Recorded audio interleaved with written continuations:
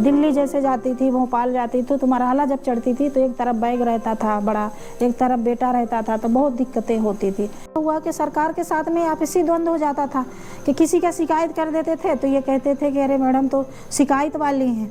तो ये हुआ कि कैसे ये द्वंद्व खत्म हो, तो फिर दोनों से संवाद करना शुरू किए कि सरकार और समुदाय, समाज में जो हमने काम किया तो समाज ने अभी वर्तमान अभी जो है तो अभी समाज हमको स्वीकार रहा है, उसको नकार रहा है। जब मैंने बड़ी हुई तो मेरे पिताजी मेरे भाई को और मुझे स्कूल में पढ़ाने की कोशिश की तो लोगों ने विरोध करते थे।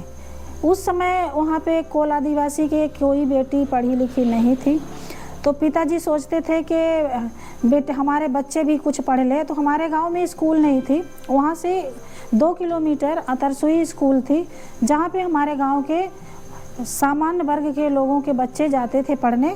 तो वहाँ जा कर के हमारे पिताजी ने वहाँ हम लोगों का, मेरा और मेरे भाई का नाम दर्ज कराया, स्कूल में एडमिशन हुआ। फिर हम लोगों ने 1-2 क्लास वहाँ पढ़े अतरसुई स्कूल में। वहाँ से फिर हमारे गांव में स्कूल पहले नहीं थी, फिर 5वीं तक स्कूल वहाँ उस गांव में खुली।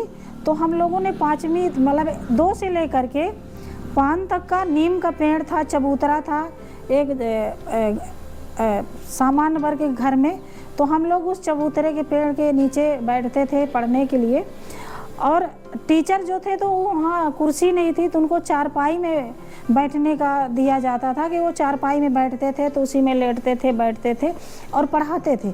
तो जब चबूतरे के लीपने की बारी आती थी तो हम लोगों से गोबर से लिपवाया जाता था। हम लोग झउआ में टोकरी में गोबर ला करके उस चबूतरे में पानी ला करके और भर करके उसको हम लिपते थे।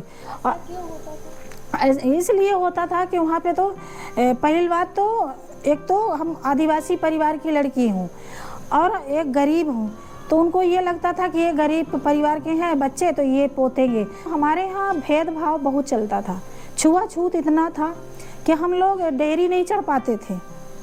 जब जाते थे माँ पिता हमारे मजदूरी करते थे, पूरा अनाज काट के लाते थे, खरिहान में दमाई करते थे बैल से, फिर उसको पूरा फिनिक्स करते थे। फिनिक्स करने के बाद उनके घर के अंदर ले जाते थे। इसके बाद उन अनाजों को हमारे माँ और पिताजी नहीं छुपाते थे। तो इस तरह से बहुत सारे लोगों ने ताना मारते थे हमारे पिताजी को कि बेटी क्यों पढ़ा रहे हो, खेत कटवाइए, 1.5 किलो अनाज मिलेगा तो खाने का होगा, नहीं तो हमारा गाय भैंस चराएं।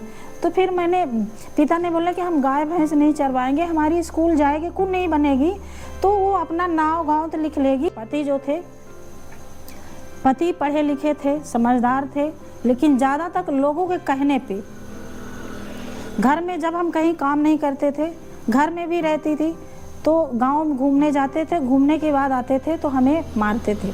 कई बार ऐसा हुआ कभी खाना नहीं बनता, थोड़ा लेट हो जाता था बच्चे के कारण, तब मारते थे।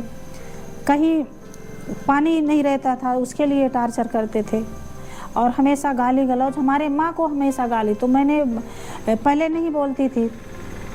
इसके बाद मुझे एक बार ऐसा बोला कि माँ बाप तुम्हारे क्या दिए हैं हमको। हम कहें हमारे माँ बाप तो कुछ नहीं दिए हैं, गरीब थे, था का उनके पास क्या, एक तो मजदूरी बंधुआ मजदूरी वाले थे, जितना था उतना उन्होंने दिया। तो इस तरह फिर हमारे देवर की शादी हुई तो देवरानी आई, वहाँ पे देवरानी घूंघट नहीं काटती थी तो मुझे मारा जाता था। पढ़ाई के साथ में जो हमारा समाज का काम था तो उस साथ साथ हमने कर रही थी कि पढ़ाई भी उधर कर रही थी, उधर बच्चे भी संभाल रही थी, हमें खाने की भी था तो पढ़ाई तो इस तरह से हमने तो 2013 तक हमारी पढ़ाई हुई।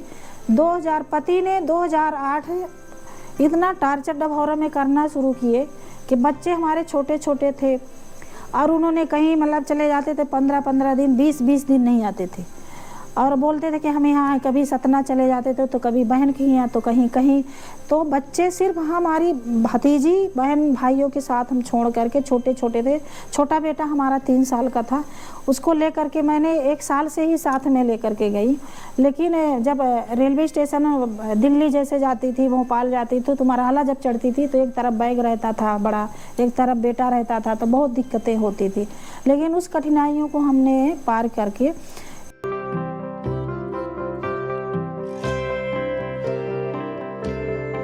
हमने कभी, हम लोग को तो ऐसा लगता ही नहीं कि हमें पापा की ज़रूरत एक तरह से अगर होती थी, कुछ चीज़ें कभी ऐसे टॉपिक पढ़ जाते थे स्कूल में कि कोई टीचर है, तुम्हारे पापा क्या करते हैं, किसी के पापा सर्विस करते हैं, किसी, तो हम लोगों ने कभी ऐसा नहीं किया। मैं तो मम्मी का ही नाम बताती थी। अगर जैसे पेरेंट्स की जिक्र जहाँ पर होती थी कि हाँ इसके पिताजी ये हैं, टीचर है, तो किसी के पिताजी पुलिस में है, पर हमने बोलते थे हमारी मम्मी तो एनजीओ चलाती हैं और हमारी जो फादर है वो हमारी मम्मी ही। तो हम लोग ज़्यादा हमारे मतलब अगर देखा जाए तो हम लोगों ने अपने मुंह से कभी पापा का जिक्र ही नहीं, अगर एक तरह से देखा जाए तो जिक्र कभी ऐसा हुआ ही नहीं। मम्मी कुछ भी अगर हुआ, चोट भी लग जाती थी तो मम्मी का ही नाम पहले आता था, क्योंकि हमने बचपन से मम्मी को ही जाना है, मम्मी को ही समझा। हमें कोई ज़रूरत होती थी तो मम्मी ही ला के देती थी, अन्य कोई व्यक्ति नहीं आता था देने। इसके बाद पति ने 2006 से ही बहुत टार्चर किए। उन्होंने इतना टार्चर किए कि रोज़ मारना, गरियाना, बोलते थे कहीं हम कुआं में कूद जाएंगे, तो कहीं ये करेंगे, कहीं वो करेंगे। एक बार तो जब मारा था कि बेगर गुनाह का कोई गुनाह हमने की, 2 मिनट मैंने फील्ड गई थी, 2 मिनट 5 बजे का बोला था कि 5 बजे आ जाना। मैंने 5:02 में डेहरी पे पाँव रखी, जैसे पाँव रखी उसी समय हमको बहुत मारा। तो लगा कि ये सब सूझ आया था। और उस समय 2006 में विनोबा भावे की ट्रेनिंग चल रही थी रीवा में, स्टार होटल में। तो जिस संस्था में काम करती थी उन्होंने बुला के ले गए।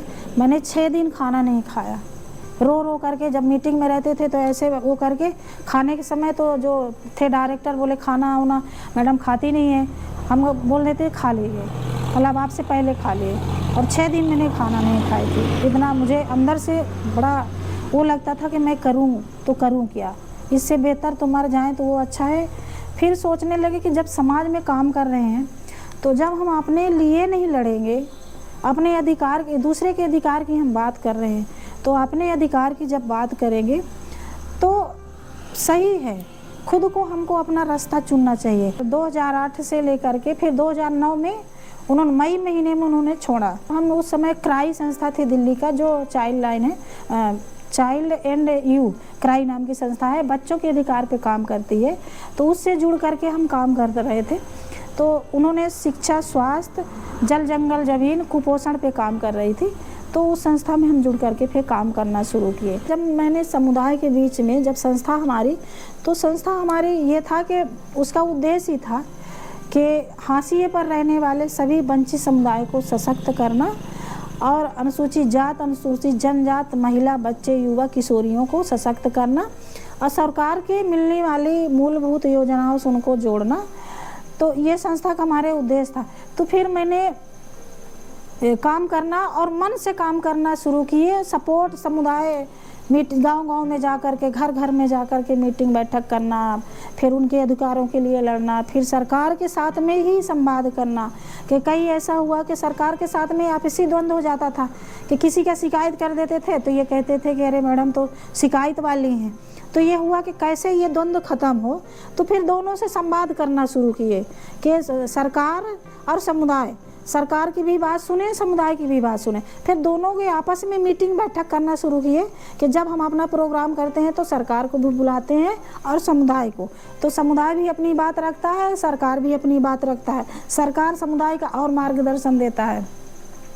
ये यदि कहा जाए तो परसेंटेज लेवल लिया जाएगा तो कम से कम इनके संघर्ष से हमारे इस क्षेत्र में, रीवा जिले के जवा ब्लॉक में जो 50 गांव हैं, उस 50 गांव में जो महिलाएं, किशोरियां, बच्चे, युवा और समुदाय बोल नहीं पाता था, आज वो अपने हक और लड़ाई के लिए आगे आया है, बोल पा रहा है। कम से कम 99% लोग इनके संघर्ष से जाके बदलाव की स्थिति देखने को मिली है। आज कई गांवों में ऐसा हुआ है कि जो गांव कुपोषण मुक्त हुआ है, इनके संघर्ष से एक गांव उभरी है। वहां जाने का रास्ता था, लोग नदी पार करके आते थे, साथ में 2 कपड़े लेते थे, 2 सेट। एक कपड़ा भीग जाता था, दूसरा कपड़ा बाहर निकल के वो पहनते थे। आज वहां पुल बन गया, लगभग 7 करोड़ रुपए का बना है, और वहां 8 किलोमीटर की रोड बनी है। इनकी संघर्ष की देन है, इसलिए यहाँ क्षेत्र में एक बदलाव दिखा है और समाज में भी बदलाव दिखा है।